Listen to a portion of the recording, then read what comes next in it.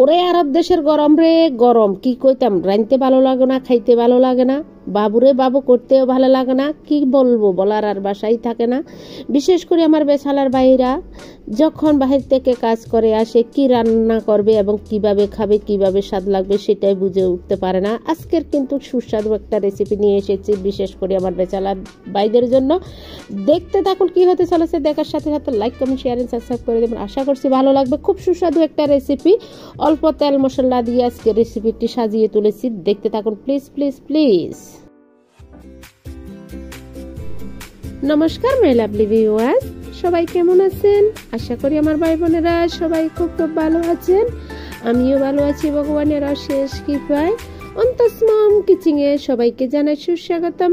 আজকে আবার বরাবরের মতন চলে এসেছি খুব সুন্দর একটা রেসিপি নিয়ে, দেখতে থাকুন কি হতে চলেছে, দেখার সাথে সাথে প্লিজ একটা লাইক করে দেবেন, সুন্দর একটা কমেন্ট করে দেবেন, যদি ভালো লেগে যায় প্লিজ একটু শেয়ার করে দেবেন। কথা বাড়াবো না, আজকের ভিডিওটি আশা করছি খুবই ভালো লাগবে, বিশেষ করে আমার বেচালার ভাইদের জন্য সুস্বাদু একটা রেসিপি, দেখতে থাকুন। এটার আগে বলে রাখি, যারা আমার চ্যানেলে নতুন এসেছেন প্লিজ আমার চ্যানেলটা সাবস্ক্রাইব করে দেবেন, পাশে থাকা বেল আইকনটি টিপে দেবেন।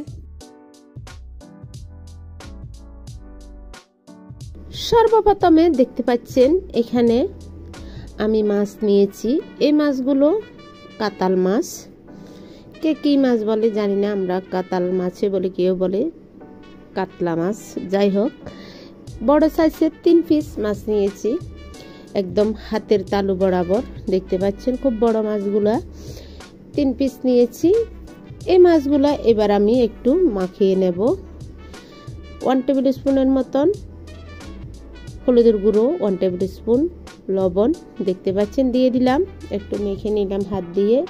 এবার সামান্য পরিমাণ সরিষার তেল দেব, খুবই ভালো লাগবে, ফ্লেভারটাও ভালো আসবে এবং নিচে লাগবে না মাছটা ভাজি করার সময়। বালা তেল বা সরিষার তেল মেখে দিলাম সরিষার তেলগুলো মেখে এবার এক সাইডে রেখে দিলাম। এবার ফ্রাই প্যান বসিয়ে দিয়েছি, দেখতে পাচ্ছেন চুলায় তেল দিয়েছি পর্যাপ্ত পরিমাণের, আমার যা লাগবে, অবশ্যই তেলগুলা গরম হয়ে গিয়েছে। এবার আমি 1 পিস মাছ দিয়ে দেব তেলের মধ্যে, দেখতে পাচ্ছেন খুবই ভালোভাবে মাছগুলা দিয়ে দিলাম, দেখতে পাচ্ছেন অনেক ফুটছে আসলে মাছগুলা, সেটাই ব্যাপার, বড় সাইজের মাছ তো ফুটবেই। এবার 1 পিস মাছ আমি উল্টিয়ে দিলাম 1 পিঠ, দেখতে পাচ্ছেন। এবার আরেক পিঠ উল্টিয়ে দেব। ও বাবু রে বাবু, পুড়ে গেলাম রে। 1 পিঠ মাছ ওঠার সময় তেল ছিটকে পড়েছে, দেখতে বুঝে গিয়েছেন, খুবই খুবই গরম, তেলগুলা পুড়ে গিয়েছে, হাতে পড়েছে সে তেলগুলা, কি বলবো, এমনি গরম চলতেছে, আরও তেল পড়ছে, খুব গরম পড়তেছে আরব দেশে। সত্য কথা বলতে কি, কথা বলতে বলতে হাতগুলা পুড়ে এবং কি মাছগুলা উল্টিয়ে দিয়েছি, কি বলবো। মাছটা আমার একদম মিডিয়াম সাইজ করে বা মিডিয়াম ভাবে ভেজে নেব, অতিরিক্ত লাল লাল করব না, গায়ে একটু দাগ লাগলে নিয়ে ফেলবো, বাদামি কালার হলে একটু নিয়ে ফেলবো, সেটাই ব্যাপার। আরেকটা মাছ এইভাবে করে মাছগুলো আমি ভেজে নেব হালকাভাবে, দেখতে পাচ্ছেন মাছগুলো আমার ভাজা হয়ে গিয়েছে, আমি এক সাইডে রেখে দিলাম। এবার আমি এই ফ্রাই প্যানের মধ্যে একটু তেল নিয়ে ফেলেছি, কাপের মধ্যে সামান্য তেল আছে ফ্রাই প্যানে, এই তেলের মধ্যে দিয়ে দিলাম আমি এখানে কাঁকরোল, আমাদের বাংলাদেশি কাঁকরোল দিয়ে দিয়েছি। 2 পিস কাঁকরোল কেটে 4 টুকরা করে নিয়েছিলাম, দেখতে পাচ্ছেন কাঁকরোলগুলা। এবার আমি ভেজে নেব হালকাভাবে, নেড়ে চেড়ে একটু ভেজে নিলাম কাঁকরোলগুলা আমার ভাজা হয়ে গিয়েছে, আবার আমি এক সাইডে রেখে দিলাম। এবার বসিয়ে দেব আমি কড়াই, দেখতে পাচ্ছেন কড়াইও চাপিয়ে দিয়েছি চুলাতে, পর্যাপ্ত পরিমাণে তেল দিয়েছি, আমার যতটুকু লাগবে তেল দিয়ে দিলাম। 1 টেবিল স্পুনের মতন পাঁচফোড়ন, একটা তেজপাতা দিয়ে দিলাম, দিয়ে এবার ফ্লেভারটা আসলে দিয়ে দেব হাফ কাপের মতন পেঁয়াজ কুচি। পেঁয়াজ কুচিগুলো ভালোভাবে একটু নেড়ে চেড়ে দিলাম, দেখতে পাচ্ছেন।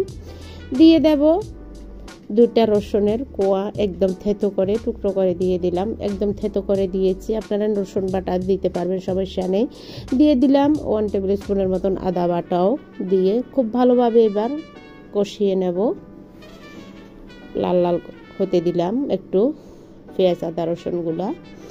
এবার দিয়ে দেব আমি পাউডার মশলা। পাউডার মশলার মধ্যে এখানে 1 টেবিল স্পুন মরিচের গুঁড়ো, 1 টেবিল স্পুন হলুদের গুঁড়ো, 1 টেবিল স্পুন জিরের গুঁড়ো, 1 টেবিল স্পুন ধনের গুঁড়ো, স্বাদ অনুযায়ী লবণ দেখতে পাচ্ছেন দিয়ে দিলাম। দিয়ে সামান্য পরিমাণ জল দিয়ে দিলাম, কষিয়ে নেব।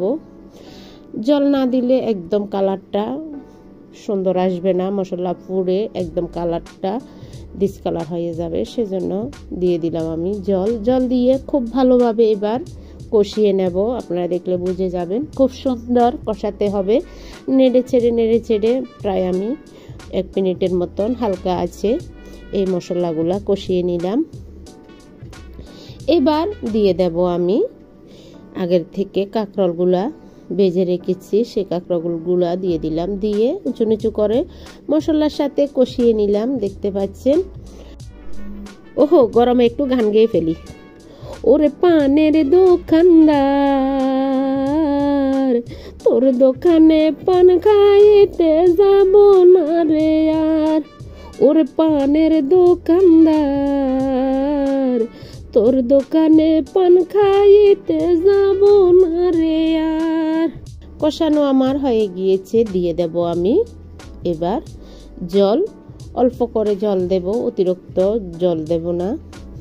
গায়ে গায়ে করে এই রেসিপিটি আমি করব, বিশেষ করে আমার ব্যাচেলর ভাইদের জন্য এই রেসিপিটি আমি তৈরি করতেছি। অনেকে জানে, অনেকে জানে না, সেজন্য খুবই ইয়ামি এই গরমকালে এই ধরনের এইভাবে একটা হালকা পাতলা একটা রেসিপি করলে খুবই ভালো লাগে।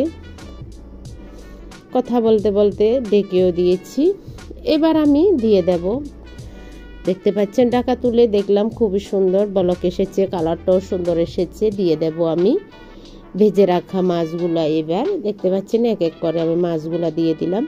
মাছগুলা দেওয়ার পরে দেখতে পাচ্ছেন পুরা কড়াইটা ছড়িয়ে গিয়েছে, বড় সাইজের মাছ দেখতে পাচ্ছেন।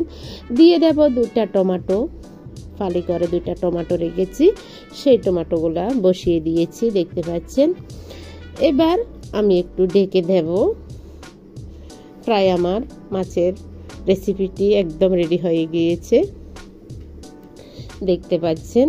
কালারটাও খুব সুন্দর এসেছে, এই যে দেখুন কত সুন্দর হয়েছে মাছের তরকারিগুলা, একদম ইয়ামি। দুপুরবেলায় ভাতের সাথে জমে যাবে, গরম গরম ভাতের সাথে।